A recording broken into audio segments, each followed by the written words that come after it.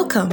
This is Sophie, the food blogger behind A Kitchen in Uganda, and what you're listening to is our new podcast called Our Food Stories, a podcast where we as a community share food stories from our past that have raised and sustained our ancestors and eventually ourselves.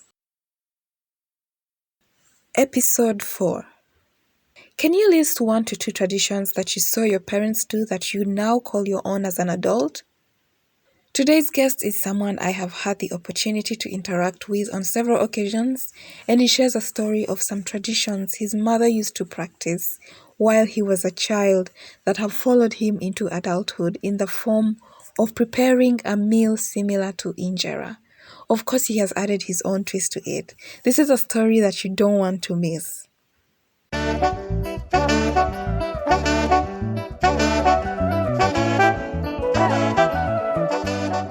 My name's Dilman Dila, and I'm a Ugandan. I'm not sure I have a ethnic group or tribe that I really identify with, because I'm one of those people who sort of grew up in a place that doesn't belong to either their parents' homes. So my father is from the western part of the country, my mother from the northern part. But I grew up in Tororo, and Tororo, it wasn't a monocultural place. It was a cosmopolitan, even more cosmopolitan than Kampala, because it had a lot of people, a lot of different nations ended up in Tororo. The district itself had more than 8 different nations. And then there are people who immigrated there, the Indians, the Somalis, the biracial people from the coast, the Arabs. There are a lot of people, and so it was just the confluence of all these cultures. So I grew up in such a place, and I don't know who to identify with. The language we speak at home is Swahili, which is the predominant language in Tororo town. The region, of course, eastern part of Uganda. It's kind of a pretty decent place. I mean, it doesn't get too hot, doesn't get too cold. I don't remember experiencing any extremities. It was a beautiful town with this little rock close by it, giving it this kind of postcard look. It was an old town, very small, kind of what you'd call a ghost town. Not exactly a ghost town, but it is like nothing really ever happens in Tororo. So the story that I'm going to share is kind of from, I would say, my relatives, my mother maybe, and from my childhood mostly, because what I witnessed as we were growing up. But it's also from the friends. I think this was my mother's best friend. She was a Somali. She once told me that she is the reason why I'm called Dilman, because Dilman is kind of a Somali name that means, I think it's a combination of 2 words, Dilma, which means do not kill. It's a long story how I ended up with that name, but that's the story that I'm going to share. And this, it's a food story about I've been a bachelor like literally all my adult life. I've never been lucky enough to settle down. And one thing, of course, which bugs everybody who lives alone is cooking. Like if you're in a family, then it's easy to share roles. It's even easier to justify hiring a maid to be there and cook for you all the time. But when you're staying alone, cooking is one of those things that you have to think hard, and you have to like literally create a lot of time just to do it. And for me, it became okay. It's not a cure. At some point, I ended up liking cooking, and some people think I'm a good cook. I'm not sure if I'm a good cook, but I do well. I mean, okay. I think people maybe they just get surprised when they see what I have made. But because I want to make very quick foods, I don't want to spend too much time in the kitchen. I eat mostly salads, and I also make chapatis. Those ones, they don't take too long. but they are not exactly the chapatis that you know. I think it's a cross between Injera, Ajera, and the real chapati. So what happened is, growing up, I told you of this Somali friend of my mom. She's called. It was I think Miriam.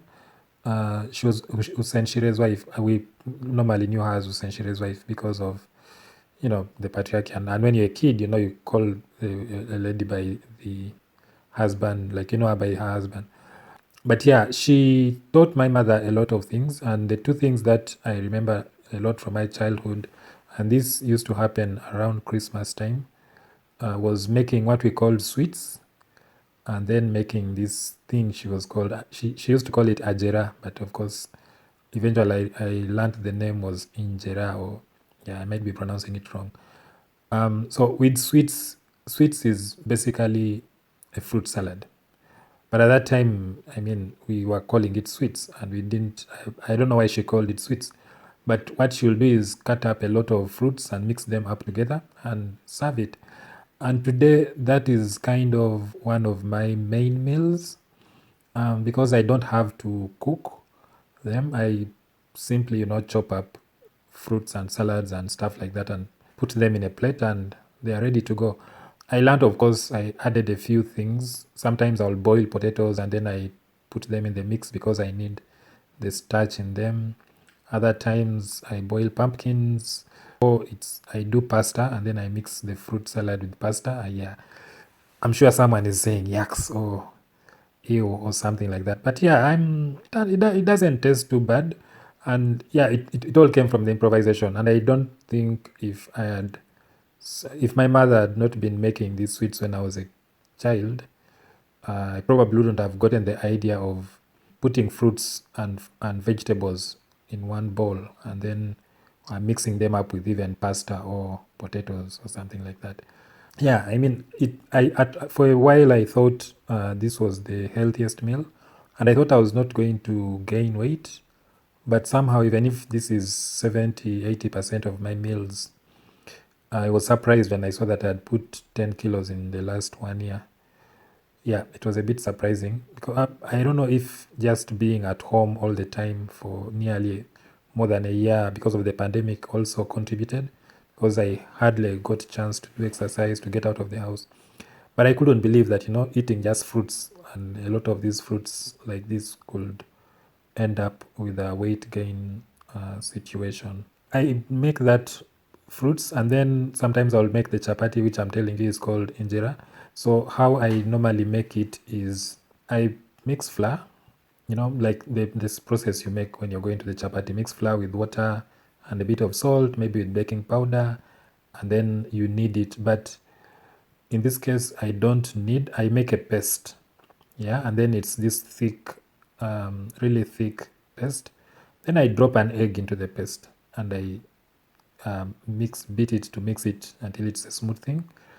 And then I normally use the non-stick frying pans such that I don't put a lot of oil on the pan. I just smear the pan a bit and then I pour the paste onto the pan. After 2 minutes, 3 minutes of it on high heat, I flip it over and then I burn the other part. I just call it burning because that's what it feels like.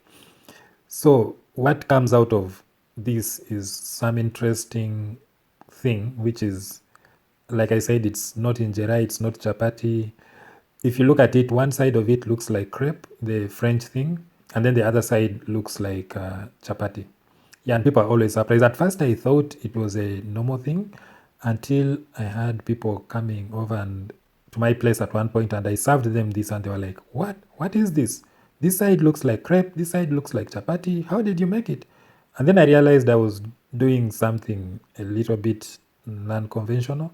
I don't know. They didn't complain too much about it. I mean, they ate it. It didn't taste too bad. Yeah, it just looked different from what they had seen before. I'm sure it tastes like a chapati or something like that. And yeah, it just looked different. And some of my meals, this is what I do. I make that Ajera thing. I will just call it Ajera because that's what my mother used to call it.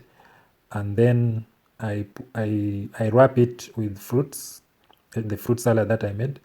And yeah, I get there some kind of wrapping and I eat that, and that's the meal for me. I think this is 70% of my meals. And then when I want to change, I probably cook pork and something. And yeah.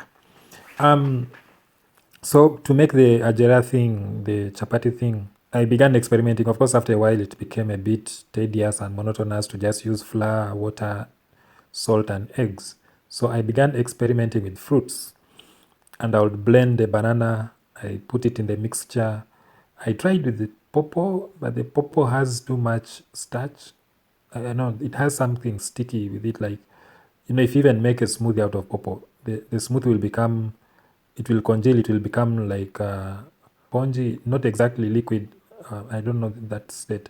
It's not solid, it's not liquid, but it's just very thick something. So when you use it in the chapati, there is a way it comes out and it tastes weird.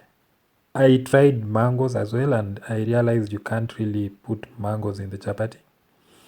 It doesn't taste good. Pineapples too didn't taste so good. Bananas kind of were the only thing that worked. So now I do bananas whenever I want to change the flavor. It's almost like a recipe for making cake, but instead of putting it in an oven, you put it on a pan. So what I do, I blend the banana, I put it in the pan, then I put the flour, I put a bit of baking powder, then mix the thing with water.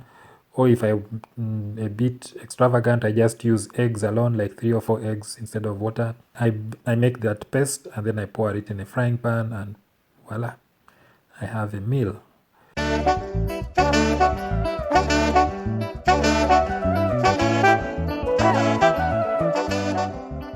Thank you, Dilman, for sharing a part of yourself with us. As a storyteller with a robust body of work, Dilman is a filmmaker, and in his own words, he tells us what he does. Sort of a writer and a filmmaker. Most of my works are in the science fiction genre, and I work in many genres. I do fantasies and horrors and literary stories. I know, like, these classifications are basically a recent thing. They are mostly capitalist in nature, but at the heart of it, every story is a story, whether it's science fiction or whether it's a film, whether it's a poem, a drama. So in most cases, I add the word storyteller to my bio instead of just writer and filmmaker. I've been recognized in a few awards here and there. Notably, this year there was the British Science Fiction Awards for Best Short Story, and also the Normo Award for Best Short Story. The Normo Awards is like the African Science Fiction Association. It's run by the African Speculative Fiction Society. So a few films that I've made have also, made the rounds in festivals and been recognized with a few awards here and there. Like the Felicitas Febo, it did really well in. It was my breakout, no, my breakout feature film, if I can put it that way. It had about 4 or 5 major awards in the Uganda Film Festival, and was nominated for this best director, but best first feature by director at the Africa Movie Academy Awards. Yeah, that's me in brief, and you can find more of all this in dilmandila.com. I've actually wanted to do a food show for a while. At some point, I wanted to do cooking for men thing, uh, and put it on YouTube. I even tried blogging about, food. I can maybe leave the links in the description about the 2 or 3 food blogs I did. Yeah, but if you if you want to see some of the films that I've done, they're on youtube.com/deal stories, and you'll see a few of them over there. What part of this episode did you enjoy the most? Leave us a comment, a review, and a rating wherever you are listening from. Connect with us on the socials using hashtag #OurFoodStoriesUJ. If you have a food story or know someone with a food story they would like to share, send us a DM at A Kitchen in Uganda on Instagram to contribute. See you in the next episode.